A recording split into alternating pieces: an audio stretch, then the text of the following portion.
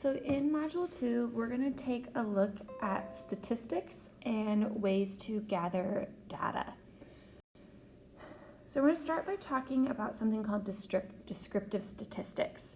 So what that is, it's when statisticians have lots of data and it's a way for them to analyze the data. So what we do is they summarize and describe data numerically, so using numbers, and graphically, so using graphs. We want to identify important tendencies. So we want to identify important things about that data set. So it's to share information about the data, and we want to identify any trends that the data follow. So we'll talk about ways that we do all of these things using descriptive statistics. So one of those is through the measure of something called central tendency. So what it is it tries to find where the center of your data is. And there's three different ways we do that. So one of them is the mean, which we've talked about before, which is your average of your data set. So you calculate mean by adding all the values and dividing by the total number of values in the data set. We have median, which is the middle of the data set, which you calculate by writing the values in order from smallest to largest and crossing off values at the ends until you reach the number that's in the middle. And then you have mode, which is the value or values that appear the most in the data set. So all you're doing is you're looking for the value or values that appear more than once. So there can be more than one mode in a data set. And the other thing is, not all data sets have a mode. The other thing is, mean and median can only be calculated when you have numerical data or something called quantitative data. You can't calculate the mean or the median unless you have numbers. Mode is something that you can use for any type of data. It doesn't necessarily have to be numbers. It could be something called categorical data. So like I could find the most common color of car in the school parking lot, but I can't find the mean or the median for the color of cars in the parking lot. Then we have something called measures of variability. So that tells us, how the data kind of differs. So first is your range, which we're going to do a slightly different definition than you may have seen before. So for us, range is going to be the difference between the smallest and largest values of the data set. So instead of it being typically range is here it goes from this to this number. For us, range is just going to be a single number. We also have something called standard deviation, and what it does is it measures the spread in the data.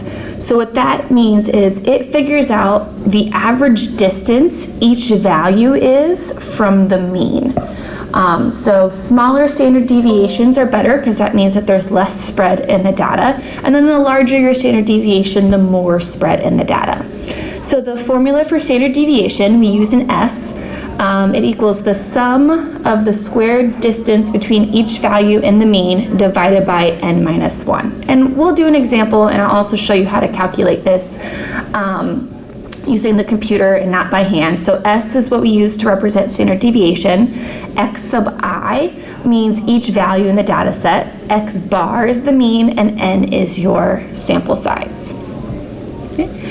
Just two other vocabulary words. One is outliers. So outliers are values that fall outside the overall pattern of the data. So something that's kind of a lot bigger or a lot smaller than everything else in the data set. And then something called variance. And I just realized I forgot a step in the standard deviation formula. It actually is the square root. I forgot the square root symbol, sorry. So everything that is on that formula should be underneath the square root. So variance is your average squared distance. Each value is from its mean. We're not going to do a lot with variance. It's not a very useful statistic to look at. It's like the average squared distance each value is from the mean. Standard deviation is more important since it just looks at the average distance each value is from the mean. So next we're going to take a look at an example. So we have that We have test scores of 25 biology students, and all of the tests were out of 150 points, and we have student scores. We're going to calculate mean, median, mode, and standard deviation, and then we're going to discuss whether an outlier may exist or not. So let's start with mean.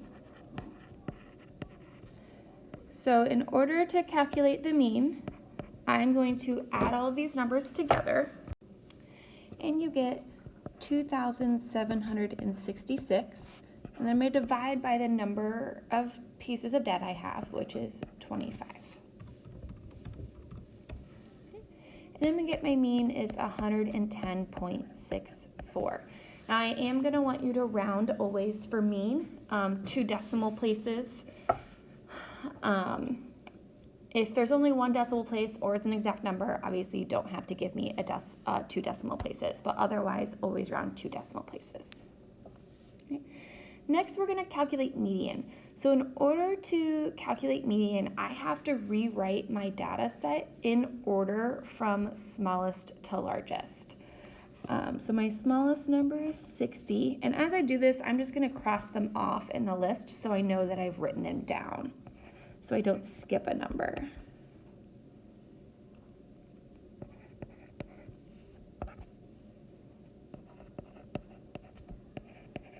Then it's also going to help us identify the mode a little bit easier once they are in numerical order.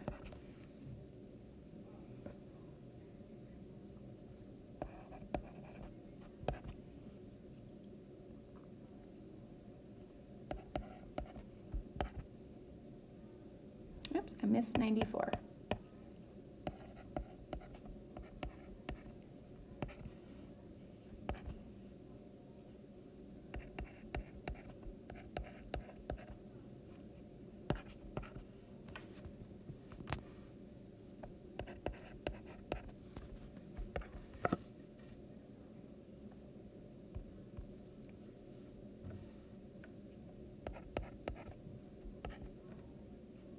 I missed 110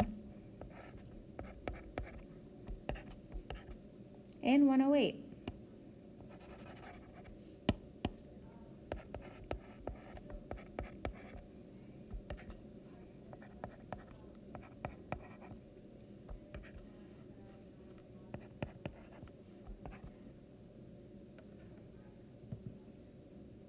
Are there 2 108s? There are 2 108s.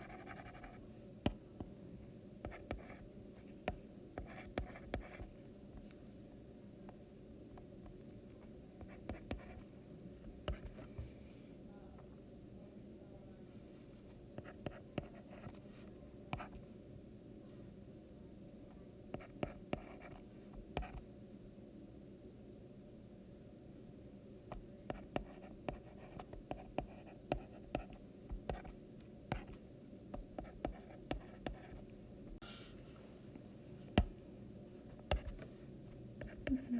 139 twice. And 144. So now it's a good idea just to count. 1, 2, 3, 4, 5, 6, 7, 8, 9, 10, 11, 12, 13, 14, 15, 16, 17, 18, 19, 20, 21, 22, 23, 24, 25, 26. I think I miscounted my number of data. This should say 26 students.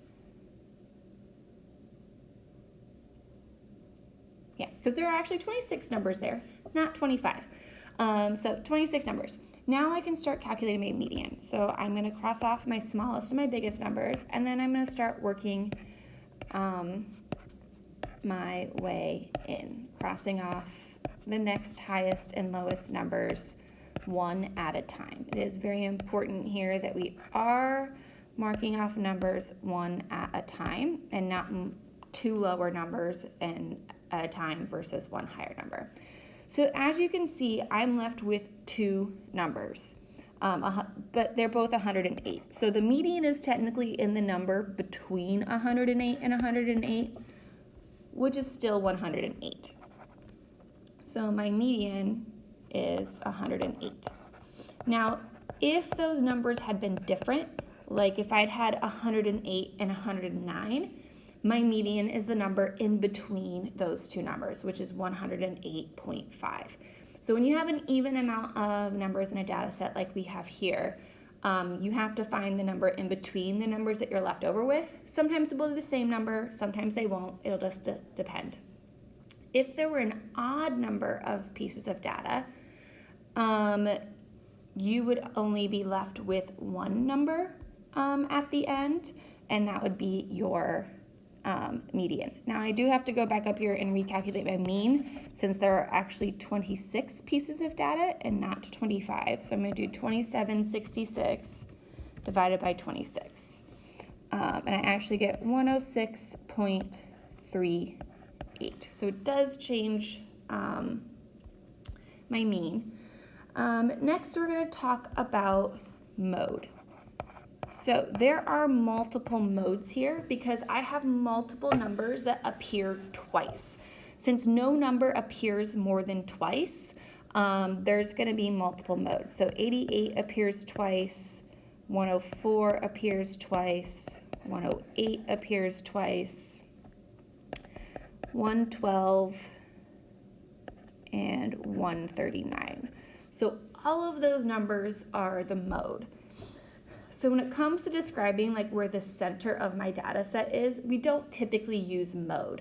Because there can be more than one or there can be none at all, we're more likely to use mean or median to describe where the center of my data is, because there will always be one of those, whereas with mode, there could be multiple. All right, last we're going to do standard deviation. So we're not actually going to do standard deviation by hand here because it is very, very time consuming, especially if you have 26 numbers. So what I'm going to do is tell you how to do it on the computer. So I'm going to tell you how to do it with Desmos. So if you go to the Desmos graphing calculator, you want to show the keypad. So the first step is to show keypad. Then in the top right of the keypad, you're going to hit functions. And it's going to give you a list. And you're going to scroll down to where it says statistics. And you're going to select the one that says STDEV. So that stands for standard deviation. It stands for sample standard deviation, which is what we're going to be dealing with. There's also an STDEVP. So this one is sample standard deviation. And that one's population standard deviation. So unless you know for sure you have a population, which means this is all of the data, always assume you're dealing with a sample standard deviation and not a population. So most of what we do is going to be a sample standard deviation. So once you select that button, all you do is you list all of the numbers in your data set. And you want to make sure you separate them with commas. They do not have to be in numerical order. You can put them in exactly as they appear without being in numerical order. You can also put them in numerical order if you've already had to calculate median and they're already in numerical order. It's really up to you.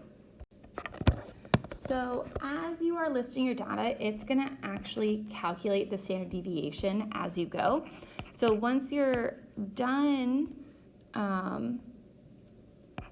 calculating your list, it will give you your standard deviation, which in this case is going to be 21.05. So that tells me that on average, each piece of data is about 21.05 away from my mean, which is a fairly large standard deviation given our data set, which tells me there's a lot of spread in the data. If my standard deviation had been like 2.05, very little spread in my data. So I know a lot of it is pretty close to the mean. So standard deviation being large or small really depends on what your data set looks like. So obviously, since we have a lot of numbers that are bigger, between 60 and like 144, a standard deviation of 1 or 2 or even 5, not necessarily large, but if all of our numbers were between like 1 and 25, having a standard deviation of 5 might be pretty large. So a standard deviation of like 1 or point something would be considered pretty small. So Standard deviation being large or small is really dependent on your data set. Last thing we're going to talk about is outliers. So when it comes to outliers here, since most of my numbers are fairly large, like most of them are in the hundreds, I'm not necessarily going to think a number that's super large is an outlier. I'm going to think more in terms of my smaller numbers are outliers. So maybe 60 could be an outlier here, just because it's a lot smaller than the rest of my data, and even 66. Those are a lot smaller pieces of data than the rest of my data set. Since my next biggest number after that is 80, and then everything else is larger after that, I would say 60 and 66 may potentially be outliers. There is a way to mathematically find if something is an outlier. We're not going to talk about it at this point, so for right now we're just going to base it on looking at the set of data. Let me know if you have any questions about calculating mean, median, mode, or calculating standard deviation in the computer.